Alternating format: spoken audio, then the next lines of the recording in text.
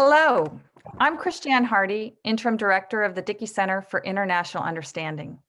It is my great pleasure to introduce today the Rabbi Marshall Meyer Great Issues Lecture on Social Justice, a program the Dickey Center coordinates with the Tucker Center for Spiritual and Ethical Life and Jewish Studies, and made possible through a gift of Andrew Lewin, class of 1981, and his wife, Marina Lewin.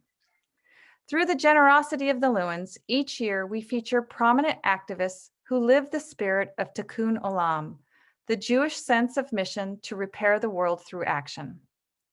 Rabbi Marshall Meyer, for whom this series is named, offers a powerful example of this tradition. Today's presentation honors the work of our guests, Michael Breen and Welton Chang, and their organization, Human Rights First, but also serves to honor Rabbi Marshall Meyer's legacy. So before introducing our speakers, let me share with you a bit about Rabbi Meyer. A member of the Dartmouth class of 1952, Rabbi Marshall Meyer went to Argentina in 1959, shortly after his ordination as a rabbi. There he established what has become the largest synagogue in Buenos Aires and founded Latin America's first rabbinical seminary. In 1976, when the military dictatorship seized power and killed or imprisoned thousands, Rabbi Meyer spoke up early and boldly against the dictatorship and on behalf of the so-called disappeared, citizens who vanished and were later found murdered or imprisoned. He visited and brought comfort to prisoners of all religious affiliations and counseled their families, and continued to do so despite threats to him and his family. Following the end of the military government in 1983, Rabbi Meyer served on the National Commission on the Disappearance of Persons that traced thousands of the disappeared and compiled testimony against the dictatorship. In recognition of his work, he received Argentina's highest honor for a non-citizen, the Order of the Liberator San Martin. And to this day, he is remembered for his work on behalf of the citizens of Argentina. In 2019, Buenos Aires commissioned a mural of his life to be painted in the city's public square. Those who know of the Latin American tradition of murals will appreciate the honor that this represents, and coming 25 years after his death in 1993, a testimony to his enduring influence. After 25 years in Argentina, Rabbi Meyer returned to the United States in 1985, taking over the congregation B'nai Jeshurun in Manhattan, where he continued his activism, reaching out to Christians and Muslims, establishing a homeless shelter, providing meals to AIDS sufferers, and supporting the Israeli peace movement. Known as a maverick conservative rabbi, Meyer challenged the Jewish establishment for its conservatism, insisting that social justice be at the center of religious consciousness. He founded the liberal Jewish periodical Tikkun to promote discussions of this and other issues. It is worth noting that Rabbi Meyer was mentored by the activist Rabbi Abraham Joshua Heschel, father to Dartmouth professor Susanna Heschel, chair of Jewish studies, who herself is an important voice for social justice in Judaism. Rabbi Meyer passed away in 1993, and this lecture serves as an enduring reminder of his legacy. Today's guests are reflective of both Rabbi Meyer's legacy and the spirit of Tikkun Olam. Michael Breen, a member of the Dartmouth class of 2002, is the president and CEO of Human Rights First. Welton Chang, class of 2005, serves as the organization's chief technology officer. Human Rights First's mission is to ensure that the United States is a global leader on human rights. As an independent, nonprofit, nonpartisan advocacy organization, Human Rights First presses the United States government and private companies to respect human rights and the rule of law. When they fail to do so, the organization steps in to demand reform, accountability, and justice. Their campaigns address issues such as the use of torture, protection of those who have aided the United States military in Iran and Afghanistan, fighting for asylum seekers, and advocating for the rights of LGBTQ communities globally, among others. Both of our guests served distinguished careers in the United States Army following graduation. Breen led soldiers in combat in Iraq and Afghanistan as a U.S. Army officer, including a stint as platoon leader in the Pech and Korengal Valleys with the 173rd Airborne. Welton Chang served as an Army intelligence officer and completed 2 operational tours in Iraq and a tour in South Korea. Following his military service, Mike Breen, who holds a JD from Yale, clerked for the Office of the White House Counsel, where he focused on national security matters and assisted the confirmation of Supreme Court Associate Justice Sonia Sotomayor. He is a co-founder of the International Refugee Assistance Project, working with refugee families in Syria, Lebanon, and Jordan. Prior to joining Human Rights First, Breen served as CEO of the Truman National Security Project, a national membership organization of diverse leaders inspired to serve in the aftermath of 9/11 and dedicated to shaping and advocating for tough, smart national security solutions. At Human Rights First, Breen oversees offices in New York, Washington, Los Angeles, and Houston. After his time in the Army, Welton Chang worked for nearly a decade at the Defense Intelligence Agency, then as senior researcher with Johns Hopkins Applied Physics Laboratory, working on technical solutions to address disinformation and online propaganda. He holds a master's degree from Georgetown University and earned master's and PhDs from the University of Pennsylvania. At Human Rights First, Chang works to protect human rights online, including the right to expression and the right to privacy. Welton Chang previously served on the Dickey Center Boards of Visitors and is a current board member at the Rockefeller Center for Public Policy at Dartmouth. Mike and Welton will share with us the challenges that they and their organization face working for justice in an age of authoritarians and extremists. Gentlemen, thank you so much for being here. I'm going to turn it over to you and come back for the question and answer session. For our audience, if you have questions for either of our panelists, please submit them through the question and answer function, and we'll pick them up after the presentation. Thank you. Thanks so much. It's great to be here, and a particular pleasure to be here with you. Welton and I, as was mentioned, we've been friends and frequent collaborators since we met as undergrads at Dartmouth. So it's great to be back and be able to talk about the work we do and the challenges we face back at the place where our friendship began, or at least virtually. I know we all wish I was in Hanover right now. We're all tired of Zoom, but here we are. So thanks for making the time and joining us. Our subject today is the modern human rights movement, what it's been, where it is now, but especially the challenges that it faces. We're going to make a case for change. And I'll talk a little bit now about the history of the movement, about how many of the core assumptions of the movement have turned out over the past few decades, and about some of the very serious and probably existential challenges we face today. And then Welton will give us a deeper dive into one of the most critical challenges of all, the collision between human rights and technology. And then we'll have a conversation. But first, I think it's worth asking, why do we care? And why should you? I think if we went around and asked everyone here, if we had that chance to do that, to define human rights, I suspect we'd get as many answers as there are people on this conversation. It's a concept that's become difficult to define, but it's a concept that in many cases is at risk of losing its personal relevance to us. And I think that's really important, because what are human rights? They're nothing more or less than our rights as human beings. They're fundamental to us. They're organic to us, and they should feel that way. Understanding what human rights mean to our lives should be as essential to and integrated with our lived experience as our own breathing.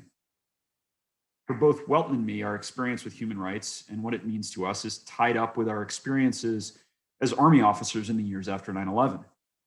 And for me, in 2003, I was about 23 years old, fresh out of Dartmouth. I found myself as a second lieutenant with Bravo Company, 1st of the 6th Infantry in Baghdad, Iraq. I was fighting a war that I had vehemently opposed as a Dartmouth student the previous year, trying to do my duty to my soldiers and my country and trying to get through the day. And I saw a lot of things during my time there. We both did. But I'll share one set of experiences in particular, I think, that really help explain how I got here. To Human Rights First and to this work. At the beginning of my time in Iraq, I spent a lot of my time working with local Iraqi contractors and community leaders to rebuild and revitalize infrastructure. So things like schools and hospitals. But before long, the insurgency began in earnest. would work to rebuild the place, and then a suicide bomber would try to blow up what we'd just built. So like a lot of my fellow soldiers, I got into the business of hunting down bomb makers. And I remember the first one of those raids pretty vividly. There were dozens of them. And look, I'm an Eagle Scout from a small town in New Hampshire. My dad's a retired law enforcement officer.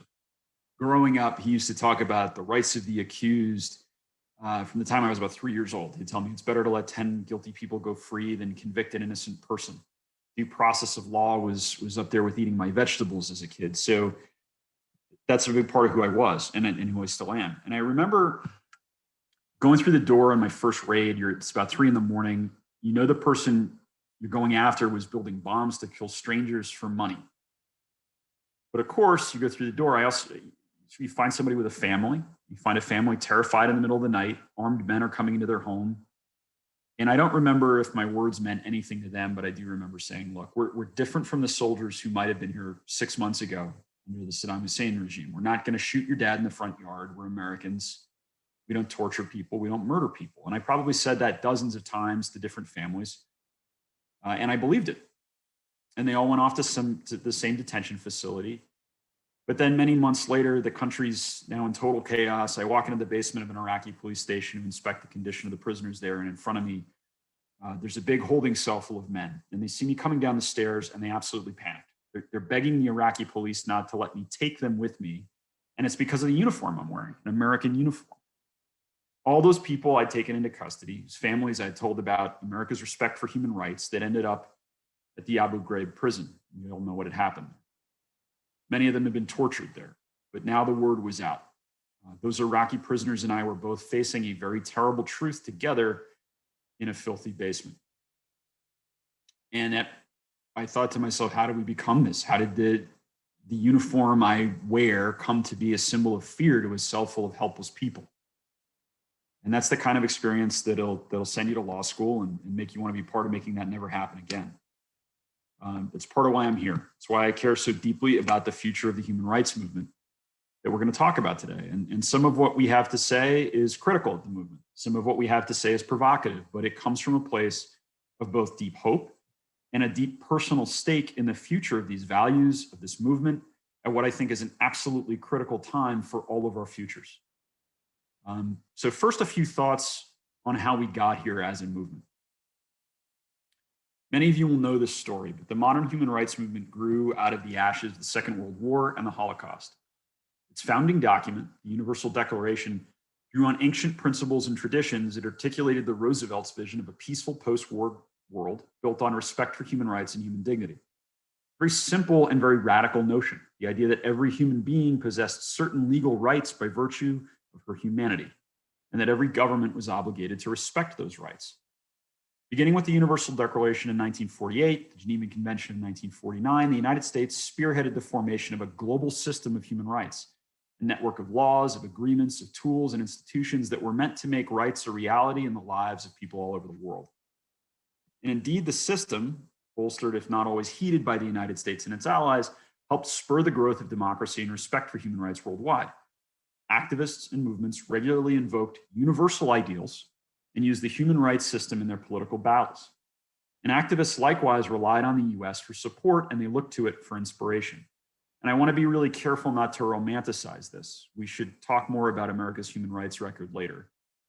But in the decades after the Second World War, and especially after the 1970s, the United States showed itself to be a highly functional and progressing pluralistic democracy that welcomed a large number of newcomers, greatly reduced economic inequality, and at least a large measure of political freedom that gave social justice movements an opening to mobilize and fight for rights. The degree of freedom and the upward trajectory made it reasonable for the human rights movement to champion American leadership, and wise for it to leverage it on behalf of human rights activists in other countries. And at the same time, the human rights system was a vital political instrument for the United States. As decolonization occurred at great speed and scale around the world, the United States could and did differentiate itself from the Soviet Union by hoisting the banner of human rights. That's not to say it was mere branding. The United States put real money and effort into building the human rights system. But my point is that in the context of the Cold War, it was clear to most that championing human rights was both the right thing and the smart thing to do. It It was an ethical and a strategic imperative. Throughout the Cold War, the United States could do well by doing good, at least most of the time. Listen to Václav Havel, for example. And I quote him, "The first opposition movements, or so-called dissident movements, which emerged in the Soviet bloc at that time had one thing in common.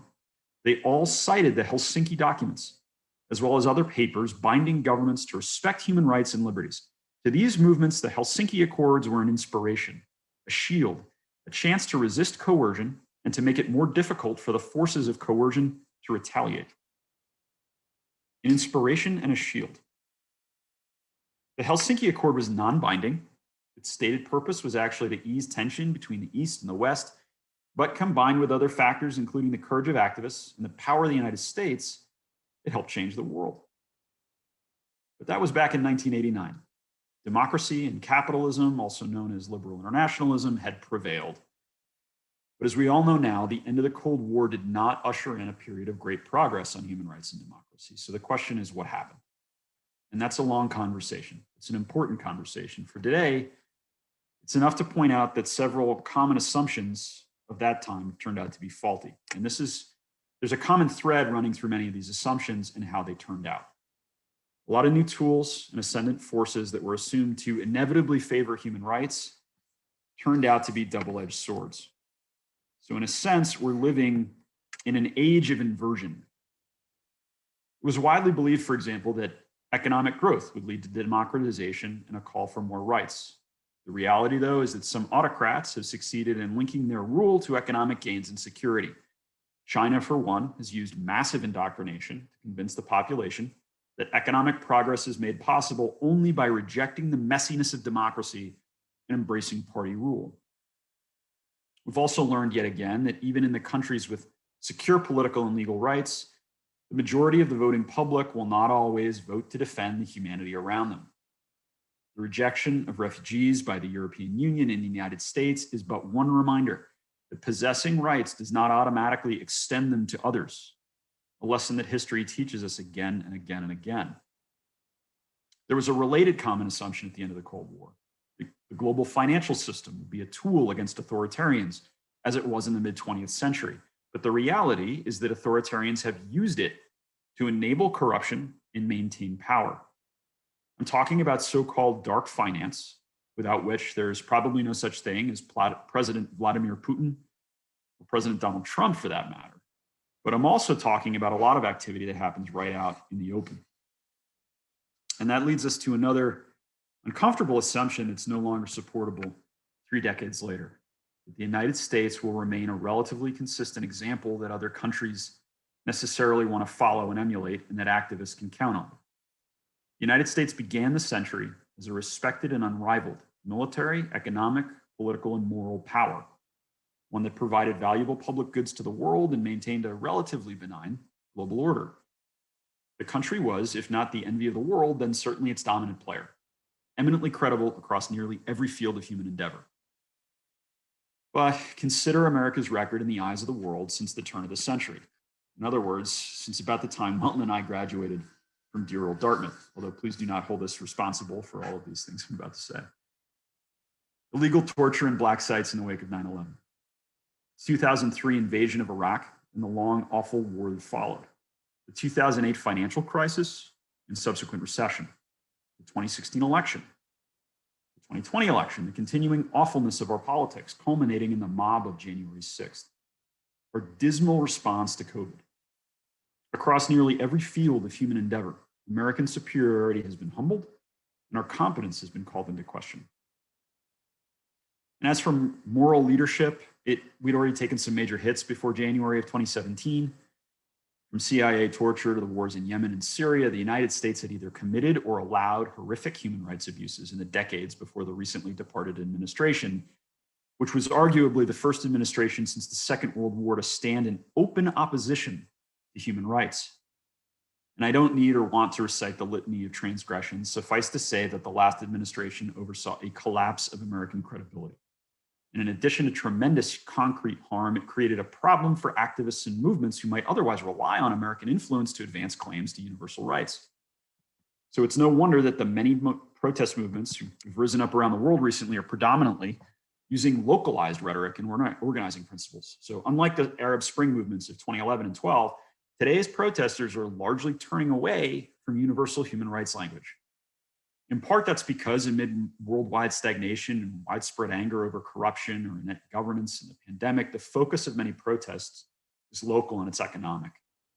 For example, the event that spurred the Yellow Vest protests in France was an increase in fuel taxes. In Chile, it was enormous protests that began as a response to a subway fare hike. In Lebanon, it was a tax on WhatsApp messages. But it's also clear that human rights, the system, the concept, and its greatest traditional champion, the United States, hold less promise for activists than they did in Václav Havel's day. All these large protest movements around the world, they're taking place in at least 20 countries right now. They're a sign of hope, but they're also a sign of acute distress. Authoritarianism is ascendant in many places as dictators, quasi-dictators, and fascist movements from Brazil to Hungary to China, all over the place, exploit and incite anger against racial minorities, migrants, quote-unquote globalists, and international institutions. The growth of technology has aided them, giving them new powers to spy on and otherwise control citizens. It's also facilitated the mass dissemination of misinformation, undermining the very concept of truth and threatening not only individual rights, such as the right to privacy, but also individual autonomy with, for example, the sophisticated manipulation of individual perception and choice, all of which Welton will get into in much more detail in a few minutes. And then there's the minor matter of our changing climate, which threatens to exacerbate inequality and make the refugee crisis perpetual, which would in turn empower the darkest forces in our societies. I'd argue we've seen a miniature version of this play out in our own country over the past few years. I've been talking in terms of concepts and generalities, but behind those concepts and generalities are human beings, people who live or die, suffer or thrive, depending on whether governments respect human rights. As was mentioned before coming to human rights, I co-founded an organization that helps refugee families in the Middle East and now around the world. In my current capacity, I've traveled to the border to meet with refugees, and I've seen the desperation and the hope up close. Those seeking asylum in the United States are doing so for the simple reason that they must. They have no choice, and they're doing nothing more than asking the United States be the country it purports to be. These people include a 19-year-old who I watched summon all her courage to stand up in a courtroom in Texas and ask a judge to reunite her with her 5-year-old daughter. But the government, our government, has not kept track of the children it's abducted, so the judge could only, he said, make a note of it. This young woman had survived a rape when she was 13. When she had arrived at the US border, that our own government took away her daughter. She was put in detention, so-called ice boxes, for 50 days, and then deposited on the other side of the border in Juarez, which is rife with criminal gangs that target refugees, and told to fend for herself until her hearing at some future uncertain date. And there are thousands of stories like this one. You've read the articles, mass detention of children, children dying in custody, family separation, illegal turnbacks on the border, bullets and tear gas used on migrants. As you consider all that, the previous administration's actions, yes, they're an absolute outrage. But they may also be an early warning sign of how even a relatively liberal democracy responds to climate change and the forced migration that climate change will cause and is already causing. The question in such a world, with all of these challenges, plus diminished resources, mass migration from the global south to the global north, can the very concept of human rights survive? It must. We must ensure that it does.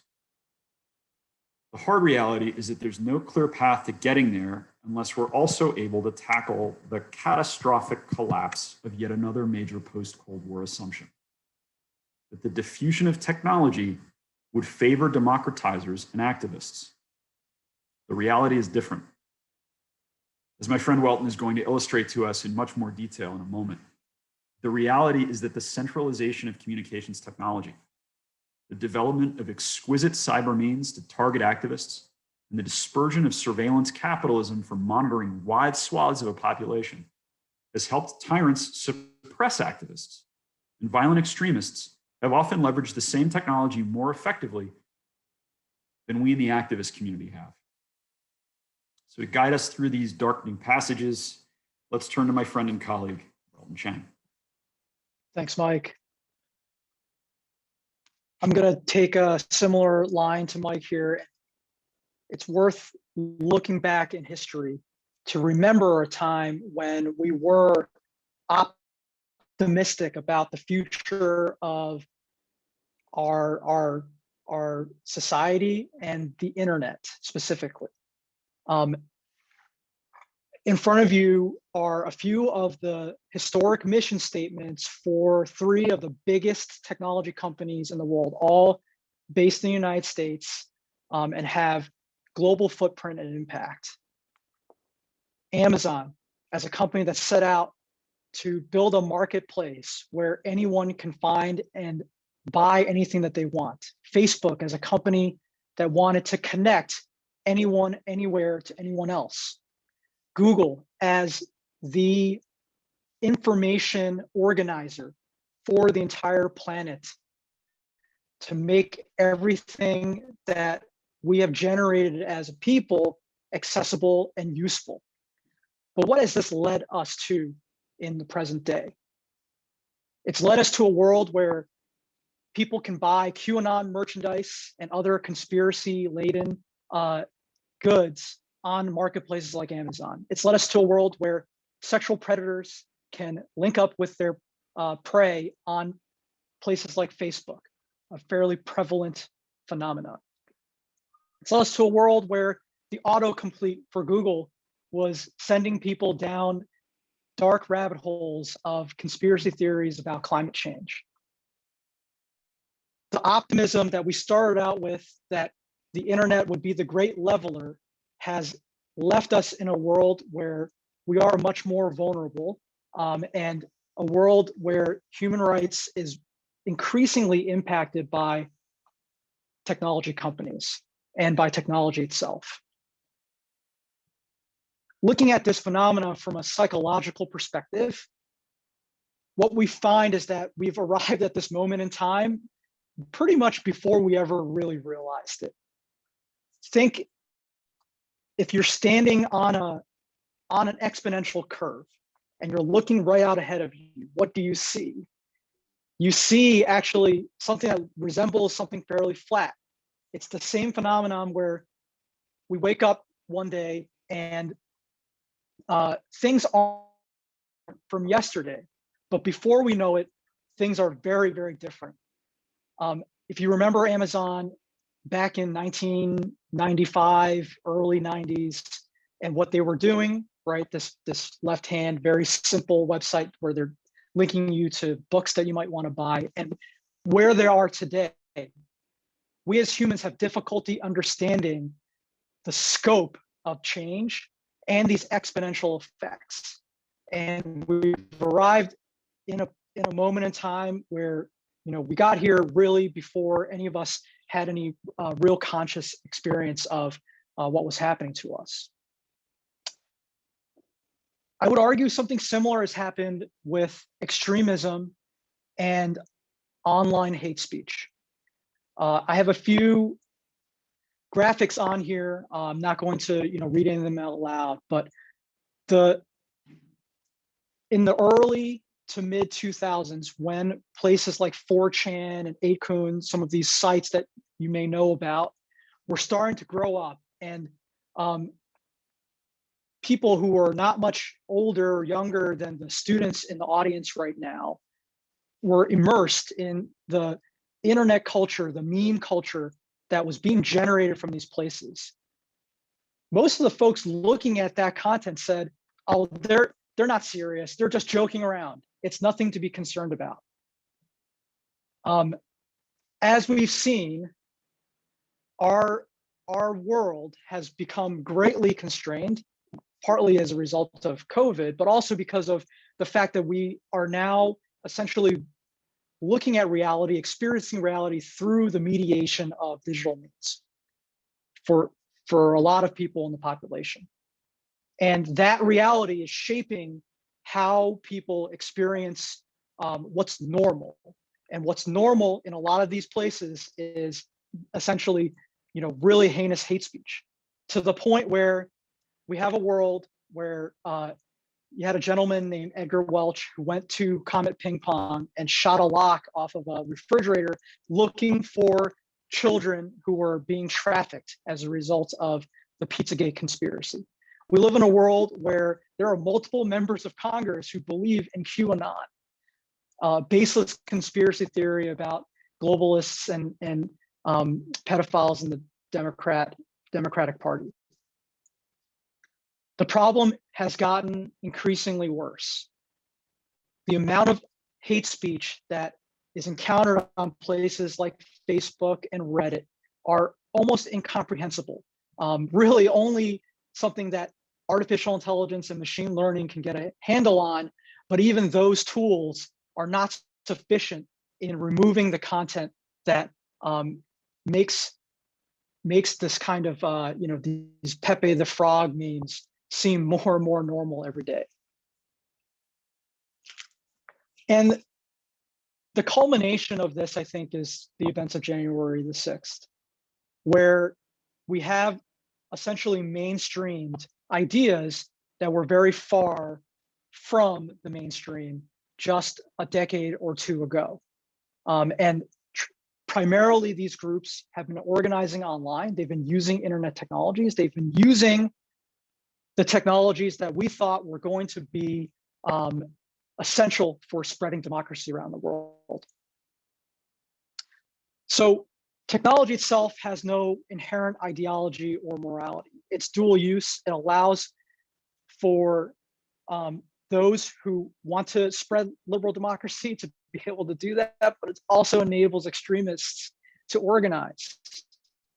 And I put these three on the screen together to make a point that Donald Trump was not the first person to use technology to get around the primary gatekeepers of media, which primarily did not agree with his perspective. Franklin Delano Roosevelt used radio and the fireside chats to do something very similar. And Martin Luther used the Gutenberg printing press to get the start of the Protestant Reformation going. For authoritarians, what this means is they now have the ability to use these tools to do the thing that they were originally going to do, but much more efficiently, much more quickly, and at a wider scale than ever previously imaginable. And what they're trying to do is control at three separate levels what's going on via the use of technology. They're trying to control at the information level what kinds of content the citizens of their country are ingesting on a regular basis. They're trying to control at the population level the behavior of those citizens. And they're trying to keep down the leaders of popular movements so that they can retain control of their countries. At the information level, just think about how you spent your day today, how much time you spent in front of a screen. On average, an adult in the United States is looking at a screen of some kind, whether it's their phone or their computer, for more time than they actually spend sleeping. Social media usage around the world is at a high water mark. And it's because of this centralization of our attention, our abdication of our critical thinking capability, really, that allows authoritarians to use disinformation and those methods to make people less aware of what's going on in reality. The number of visits to sites that are propagating pure disinformation. This is a chart from our friends at the Global Disinformation Index. Again, these numbers are, they look on this screen, they look comprehensible. They're actually not, because of the number of people who are looking at this stuff on a regular basis. And we're reminded of George Orwell's quote, "Power is in tearing human minds to pieces and putting them together again in new shapes of your own choosing." And that's something that, for example, the Chinese Communist Party is doing quite well, and erasing things like the memory of Tiananmen from the popular understanding in China. China is also the global leader in ensuring that the rest of the internet doesn't touch their population. Very recently, there was a big hullabaloo about Clubhouse and how the Chinese had not yet censored Clubhouse. And it was a place where Chinese citizens could have actual debates with people outside of China. And I mean, it should really strike someone that an app as not popular as Clubhouse was spurring this much discussion, because the rest of the internet has been blocked from the majority of Chinese users. And if you think about how that content is being kind of narrowed down to a very, very small aperture, it really allows the Chinese Communist Party to make it seem like the world is one way when it's actually something else to the population. I'm going to single out facial recognition here for controlling the population because of its ever-present nature, the ability to integrate it into a wide network of sensors. For example, those cameras that are found in places like London and Beijing. And it's always on. We now are in a world where many open source packages like OpenCV2 allow pretty much any data scientist worth their salt to create a capability to have facial recognition accurate above the 95% level. And that should really strike you as a mark in how we develop the technology. It should make, the data science here is really incredible, but also should scare you, because we live in a world now where pretty much any country can hire a couple of data scientists and create a surveillance mechanism that in the past would have required 2 million Stasi agents in East Germany to conduct the same level of surveillance on the population. And now you just have always on machines doing all of that work for you in the background, and maybe 1 or 2 data engineers who are ensuring that that data is making its way to the right places. And in Hong Kong, in Xinjiang, again, the Chinese are using this technology to control the population at a massive level. Your behavior will be changed if you know that someone is always watching you, and being able to watch you in a totally identifiable way. I would be remiss in not bringing up how these groups, these authoritarian regimes, are targeting the leaders of these movements. Jamal Khashoggi as one of the primary examples, and somebody who, there's the director of national intelligence is going to release a report about him later today, I believe, Alexei Navalny in Russia. NSO Group, which is an Israeli company, built technology called Pegasus that allowed the Saudi regime to monitor the communications that were coming out of Jamal Khashoggi's phone, and thus target him for essentially an execution in Ankara. And these are the kinds of exquisite cyber technologies that are being used to ensure that the leaders of these movements can't do what they're doing. We're able to deploy, the authoritarians are able to deploy this technology pretty much anywhere they feel like they can do that. So with all that bad news, we should think about what we can do as empowered members of civil society. I think the first thing is to talk about the tech community and talk about how those who are building tech should be doing it with, safety in mind. And that's the safety of users. It's the safety of those who could be targeted by the technology. And also trying to steer them into careers where they can build tech for good. I would also say this means we need to be able to bolster our existing rights. That means limiting data collection. It means limiting data sharing. It means putting limits on the use of algorithmic technologies, for example, for job selection, because those technologies have been shown to, have bias in them. Finally, it's also clawing back the things that tech has taken away from us that we should, through legislation, through regulation, bring back into the human rights domain, our domain as people.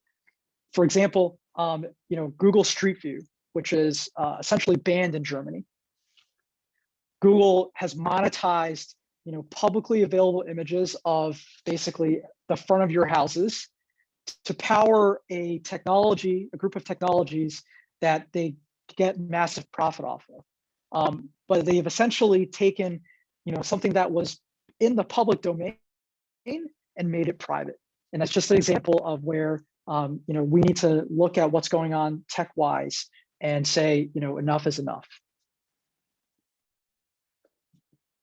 Other tech companies are potentially helpful in the area of ensuring that human rights are respected. As an example, SpaceX's Starlink platform, which is going to provide internet from the space layer, that could help with internet shutdowns that we're seeing happen across the world, whether that be Syria or Myanmar right now.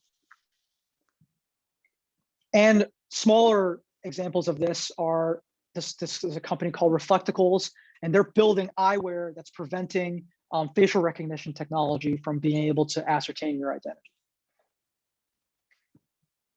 Finally, I would argue that there's an evolution of how we think about human rights that's needed in order for us to get our arms around what tech has done to human rights.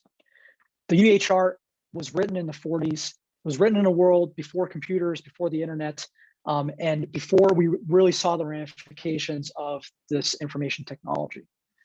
So rights like, do we own our personal data? Rights like, should we have a right to be free from disinformation? The right to be free from hate speech, right to internet access, which many people have talked about.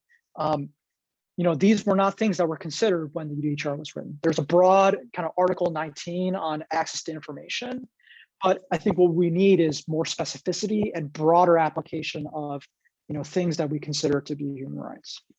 And that's, I think, where we should potentially take the conversation about how we bring back human rights into the conversation when we talk specifically about technology. With that, I'm going to turn it back over to Mike for some concluding thoughts. Thank you. Thanks, Welton. And as we get into the conversation, I think it's absolutely clear from everything you've outlined, we're a long way from 1948. There's a rich history and an intellectual legacy to draw on here, but there's also an existential need to think and act. Fresh ideas, fresh action are an absolute imperative.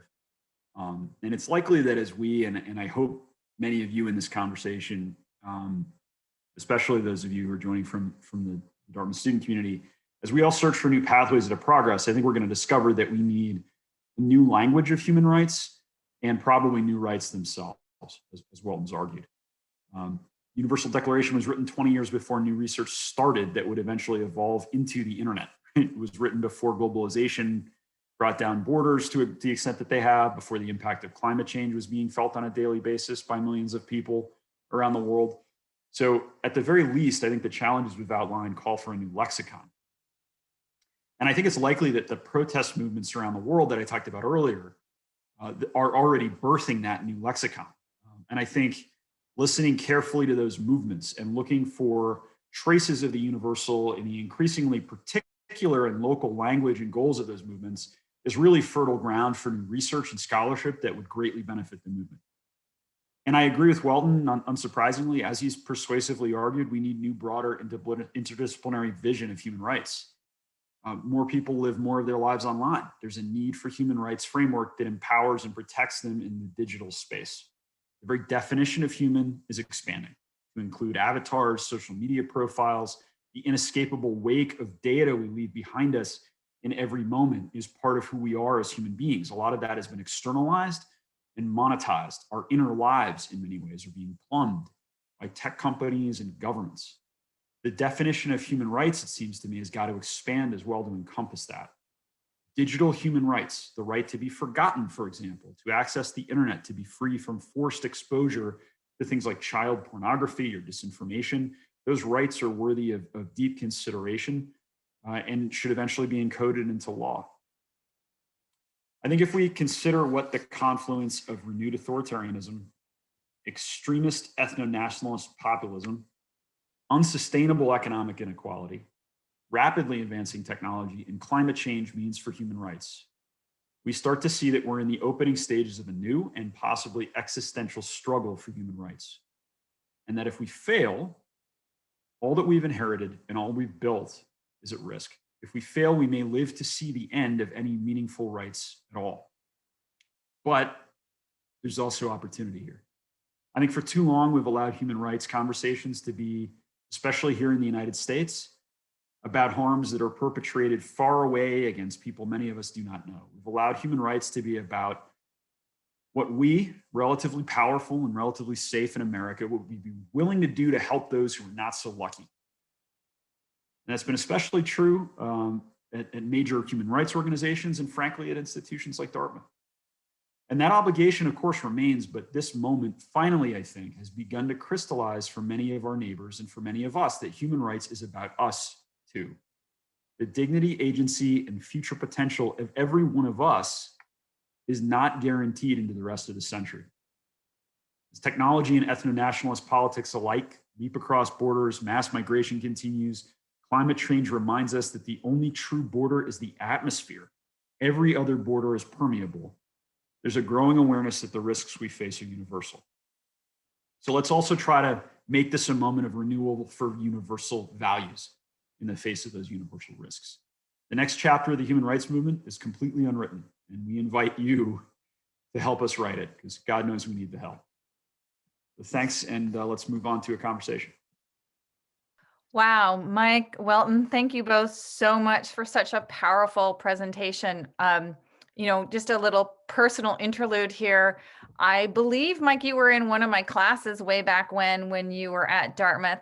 And Welton, you were a War and Peace Fellow at the Dickey Center. And I'm sitting here kind of in awe at all that you've achieved and how much I've learned in this presentation. And I just want to say to the students out there in the audience, this is going to be you in a few years' time. And to the faculty and staff in the audience, this is why we work so hard. So thank you both very much. We have a couple of questions coming in through the Q&A function. I encourage folks in the audience to keep writing those questions in. I'm going to abuse just slightly my role as moderator to ask a question of you before digging into some of these questions that are coming in. And my first question is, you've made a call for a new Universal Declaration on Human Rights, and I'm curious about what is going to get society to the table to draft that new resolution, and who's doing that? What's the role of states? Because the last resolution was drafted by a network of states that had a certain amount of influence that you've just described. It's different now. And so I'm wondering what will get us to the table where we can have that conversation. It's a key question, and I remember your class very well. And this touches on many conversations we had, a while back. I'd make two observations. The first is that, as is so often the case, I think we're in a season in American politics and a season in global politics in which politics itself, and by that, I mean, the process of seeking and holding elected office and power is not so good at producing answers. But civil society is responding by becoming, more and more of a massive engine for change. And these are times of tumult. These are times when we rewrite social contracts, when we recodify, the agreements that allow us to live together within and across nation states. But they're being driven by changes in the fundamentals, right? The economic deal has changed. Global conditions have changed. We've talked about some of that. There's so much of that happening at once. And so societies are demanding a different social contract, locally, nationally, and globally.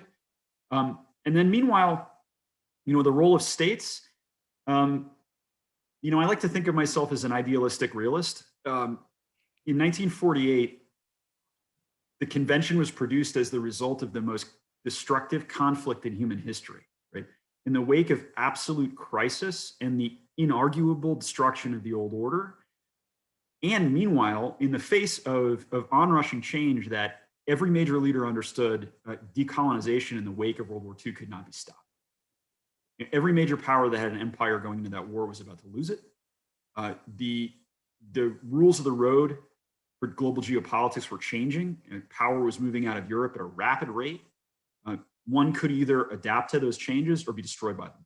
And I think governments adapted to those changes as best they could in the wake of crisis and anticipating crisis. And I think we might be in a somewhat similar moment now. I hope the death toll is much lower. Yeah. I mean, but I think, right? I mean, we all do, but states will respond when they don't have a choice but to bend to the winds. And I think the winds are really increasingly clear.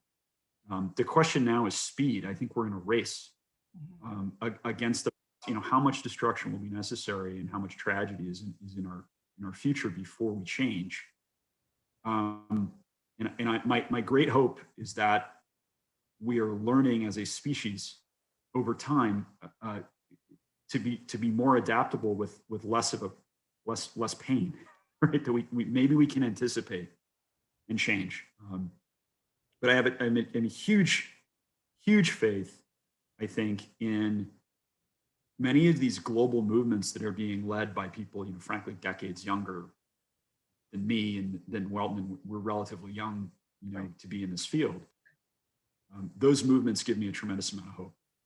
What I think they need to find is a universal language. And in some cases, they've found it. But that's, one of the last points I made, and I think one of the really essential ones I'd make for scholars is let's find that new universal language. And the place to find it is probably not out of our own imaginations. Right. We have rich traditions to draw on, but let's listen to these movements in a systematic way. They are, in the face of power, articulating a new vocabulary for rights. And I think that's really where the future lies if we're going to rebuild a true universal human rights movement that is relevant and lived in the experience of new generations of leaders. Great. Super. So I'm going to turn to some of the questions that are coming in. We're getting some great ones. So this is a question for Dr. Chang. How do you envision the future of the Facebook Oversight Board and similar institutions that are likely to spring up in the future? Will they provide productive oversight for these tech companies? Are they adequate? And if not, what other forms of oversight are necessary and feasible? There was a great piece in the New Yorker about the stand-up of the Oversight Board. So folks in the audience are interested in learning more about the history of the board. That's a great article to consult. I think on the specific case, I am very pessimistic about the Oversight Board itself, in that the way that Facebook has narrowed the scope of what the board can do, right? So they can only overturn moderation decisions on the platform, and they can only do it on a case-by-case basis. They can't recommend broad, or they can't implement broad sweeping changes, right? So if you look at the most recent cases that the Oversight Board has decided, they have been extremely, extremely narrow. And sometimes, their recommendations make a lot of sense, but we have no power to force Facebook to make those broader recommendations, and neither does the Oversight Board, which should give people pause in terms of how it was structured in the first place. It's looking increasingly like this is an organization that was created with some fairly good intentions, that is not actually going to be able to realize its goals because of the artificial constraints that were placed on it by its parent organization, which is Facebook, right? Yes, Facebook put the money that finances it into a trust, but ultimately, because Facebook sets the rules, the Oversight Board can't really be the Supreme Court of Facebook, which is the analogy that some people have given for that. And I think that extends to other content moderation organs, structures that could be set up by private companies in order to take the heat off of the parent company for making those decisions. I think that without tackling Section 230 and the immunity that's provided to the platforms as a result of 230, and absent strong market forces, because companies like Facebook basically, they're the largest social media company. There's 3 billion people on Facebook every day. That's on Facebook platforms every day.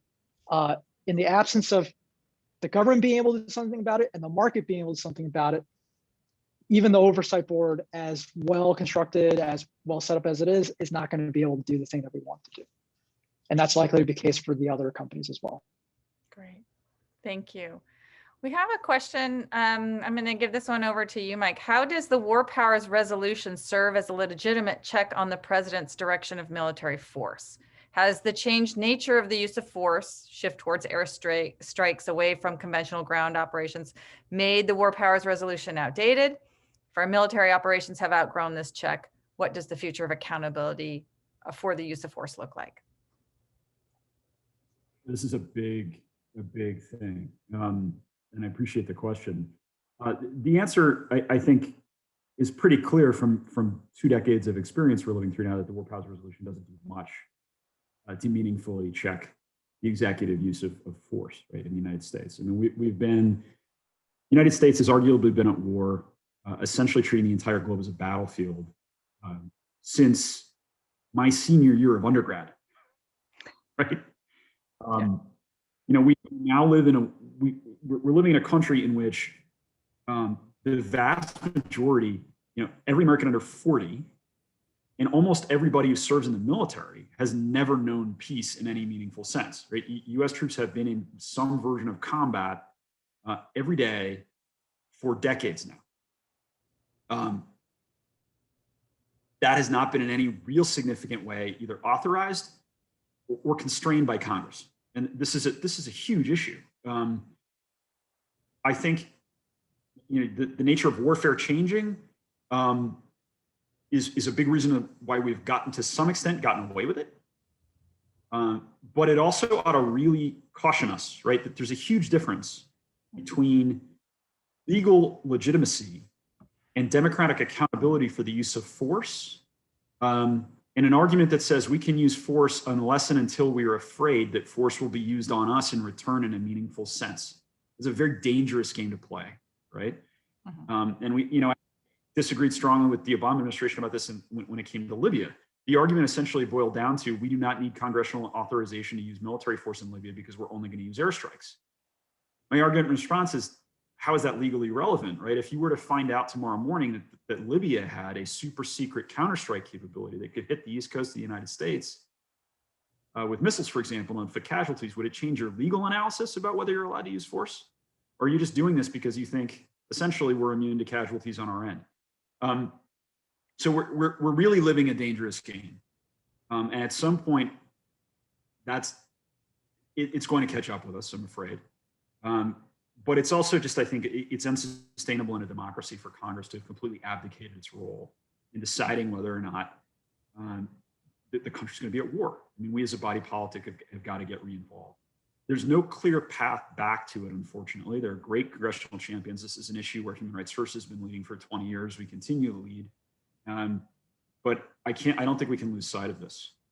And the final point I make is that, and this gets uncomfortable,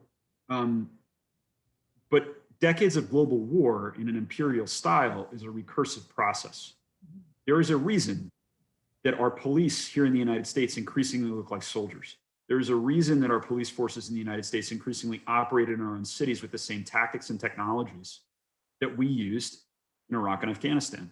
These things are coming home, and they're coming home in ways that are deeply destructive and corrosive to our culture. There is a reason white supremacists and the January 6th mob, decided to play dress up and look like soldiers in the war on terror.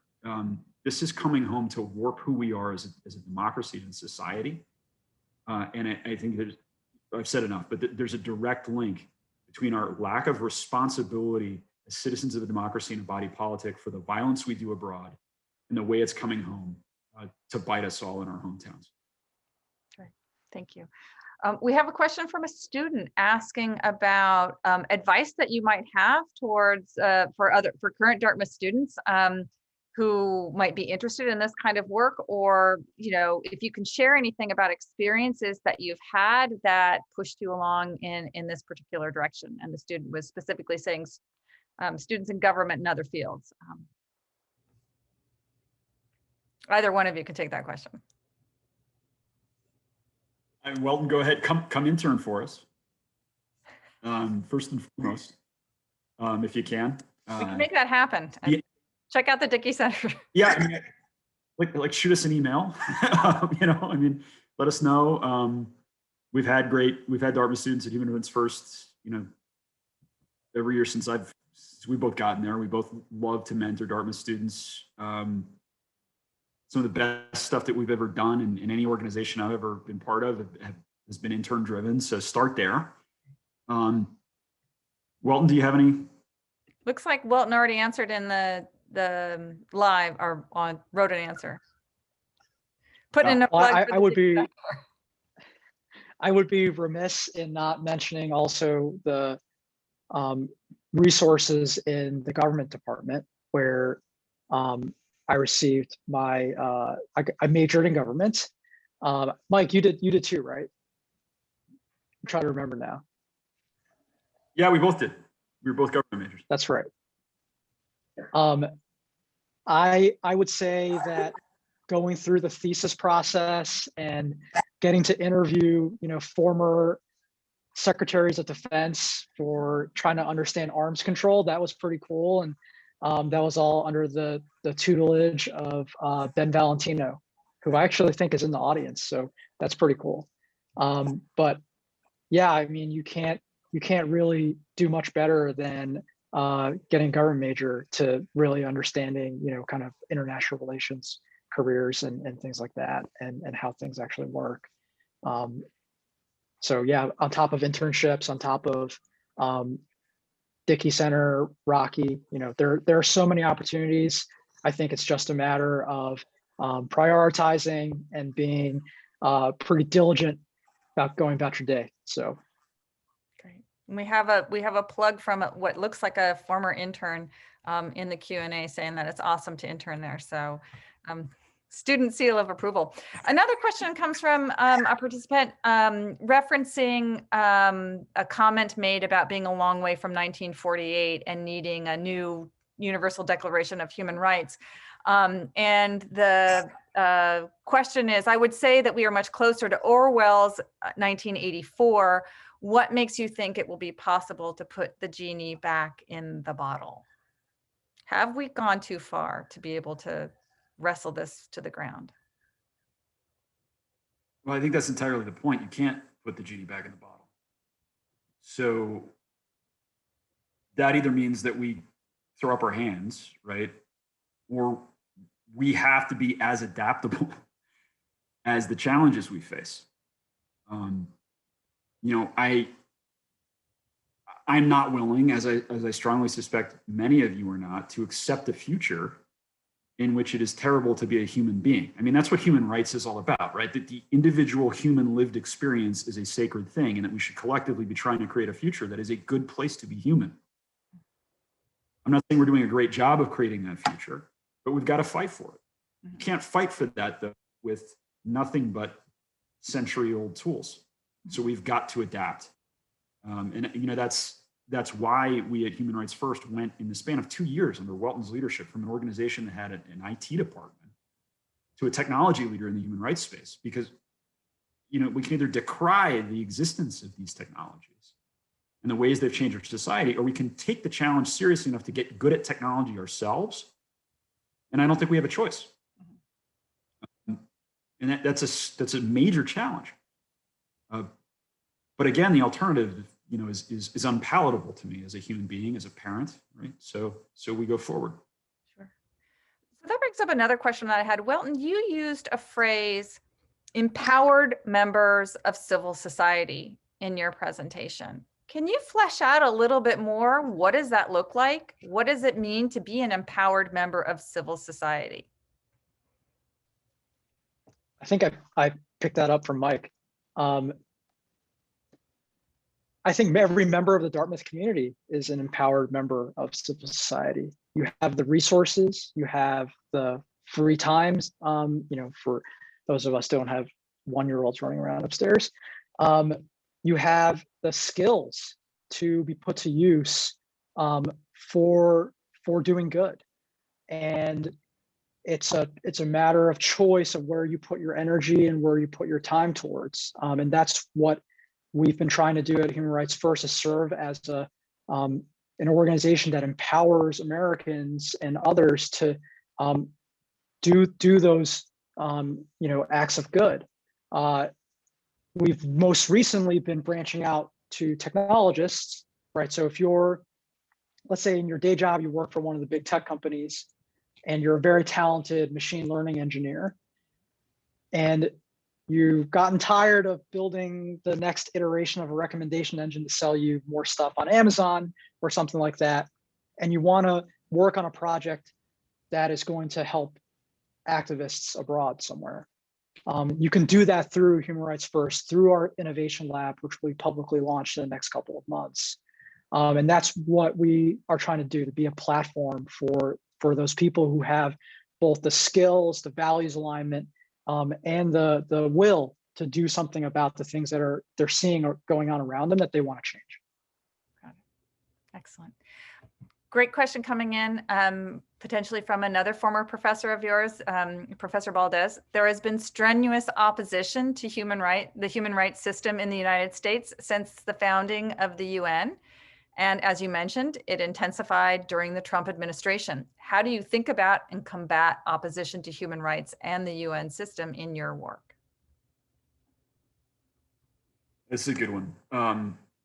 Yeah, there's no doubt about it. I mean, there's a strange but undeniable, I'll just call it parochialism to American political life, right? I mean, we don't want to talk about universal things because we're special. We don't want to talk about universal, belonging to global systems necessarily unless we create and control them. And so the language of human rights in the United States is often the language of civil rights. It's often the language of freedom. Things that would be couched as are often in line with universal human rights principles, including legal instruments here in the United States, are often not couched that way.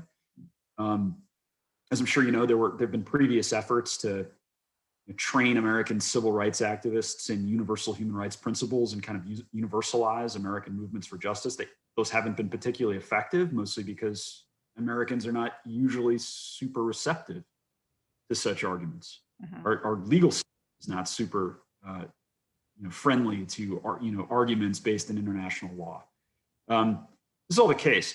It creates political and communications challenges, but I think what that calls for is pragmatic activism. And that's, Human Rights First, I'm really proud of our history of pragmatic activism. I mean, part of moving a democracy is meeting your neighbors where they are and then, convincing them to come along with you in language that appeals, that has integrity, but also is persuasive. And so we do that. I think I do want to comment on the previous administration, though, because I think we did pass a very dangerous threshold. There is a virtue to hypocrisy in politics. There is something useful, and at least requiring all of those who engage in politics to at least pretend to be moral. When you give license to the idea that it's a cynical race to the bottom and we should all be open about it, you sort of destroy the language of virtue in the public square. And that is unbelievably dangerous. That is the game that authoritarians and despots play. That is how you destroy the possibility of virtue in a society. And that is how you eliminate the political power of shame. And that is the game that the previous administration tried to play. And that genie back in the bottle is one of the ones that keeps me up at night. Right. The idea that we are at least, striving to be virtuous, that we should at least try to be a city on the hill, even as we're sinning like crazy, Right. once you've lost that, you've lost a great deal. You've lost the aspirational character of American politics, and you've lost all the social forces that kind of call to us to be better people, individually and collectively. And you've given license to us all to live out the worst incarnations of ourselves. Right. That is unbelievably dangerous and destructive. And that is the Rubicon that this previous administration, God help them, decided to cross. So lip service to the norm at least upholds the norm as opposed to the alternative. So that's better than not having the norm at all. Yeah, absolutely. Absolutely. And this is, you don't have to listen to me, Arendt and many other scholars of totalitarianism have illustrated this reality at length, right? It's a super dangerous dynamic. Yeah. And I have to say, I lest there be any doubt, I think the previous administration knew damn well what it was doing when they did this. Yeah. So I'm looking through additional questions that come in. You're getting a lot of praise from former professors and alumni. If there are other questions for either Welton Chang or Mike Breen, we have a couple of minutes that we can answer them. But it's great to see Reg Jones, class of '63, commending you guys for the work that you're doing. And Professor Valentino, who appreciated the shout out and is really proud of you as well. I'm happy to take additional questions from the audience. I'll give you a minute to type. I wanted to come back to this question of state capacity and who's coming to the table, because Mike, you talked about the need to have our language come from these new movements. These are extra state movements, right? These are social movements, and by definition tend to be somewhat decentralized. How do we capture the consensus of a set of decentralized movements in order to fruitfully codify the best of what they have to offer, and who's adjudicating whose voices get heard at the table? I think that's the essential question. And I think that's why we've framed, among all the challenges we face, the linchpin is the technology-human rights collision. That is the global commons. That is how we understand what's true. That is how we decide these things, right? To the extent that there's going to be anything, and I don't think the marketplace of ideas exists anymore, but we really need it to exist. Right. Yeah. So that's the linchpin. So, I'll kind of yield to Welton on this, but I think unless we can solve that problem, it becomes really, really difficult to translate these movements into political will, into political change, because they're lost in the fever swamp of the information environment. Yeah, I mean, if we look at in the aftermath of the January 6th Capitol attack, the number of different narratives that have been spun out of various corners of, fringe of political life, it's pretty disconcerting to hear the lack of a consensus about what happened right before our very eyes. Many of us were watching those events happen in real time. I live 8 blocks from the Capitol. We saw with our eyes what was happening, and now we are hearing things that defy our expectations on what's possible to come out of the fringe, and that's the core of the challenge, is that because this is the only way that we can communicate right now at such a scale, especially with the pandemic going on, our fractured reality is making it harder for us to come to a consensus. And I think we're already starting to see some of the results of that with, for example, the pace of how new members of the Biden administration are being, going through their nomination process even. So yeah, the primary challenge in my mind for the next decade, at least, is this challenge of disinformation about how we experience reality. Yeah, great. Another question that's come in: is there a path towards increasing transparency with respect to executive agreements, and how important is this transparency for public accountability? Kind of a follow-on from earlier. Yeah, I think to a great extent, the transparency movement's made a lot of strides, but I mean, to be and then been run into a buzzsaw with the last administration where we don't even know who the president's meeting with or what he's doing, and that's it's I mean, I'm making obvious points here, but that's absolutely essential to the functioning of democracy. Right? Without transparency, there's no accountability. I would have told you a few years ago, based on experience in the White House, there's such a thing as too much transparency. Politics does need a little bit of gray area to operate, right? It's hard to make a deal if everybody's on camera all the time, for example. Right. I mean, so you need some of that. But we've gone far in the other direction that we don't even really understand what the foreign policy of the United States was for the last 4 years, because we don't understand who the president was meeting with, what he was talking about, what deals were made, and what the incentive structures were. I mean, the entire thing operated almost in this like Central Asian family nepotistic way where I cannot honestly tell you what the foreign policy of the United States was for the last 4 years. Right. And I don't think we'll find out for a while. Right. That's where public outcry has to translate into legal change. And this is where I think, again, we have serious problems. Here we go talking about the problems of gerrymandering the census, the construction of the United States Senate, and everything else. Right. We have serious democracy reform work ahead of us to translate political will into change in the country. And ultimately, that's probably my dismal answer to all your questions about war powers, transparency, you name it, right? They're realistic answers. Yeah. So here's a great question to end on. It is that, one of you made the comment about the marketplace of ideas not really existing anymore. And the question is, isn't that the role of Dartmouth for the students of today so that they can become the you of the future? And really, that's a broader question for the role of higher education or institutions of higher education. Speaking as someone who's spent the bulk of her career in academic administration, I've seen the respectability or the audience for what's happening in higher ed decline precipitously. But I'm curious about your thoughts on both your personal experience about what you got out of Dartmouth that has allowed you to take on the work that you do, and what the role of institutions like Dartmouth can be in the mission of, promotion of human rights and coming up with this new Declaration of Human Rights. I think that Dartmouth had a great emphasis on critical thinking, and that's been something that I return to quite frequently when, we're looking at evaluating what's going on around us and how we make change.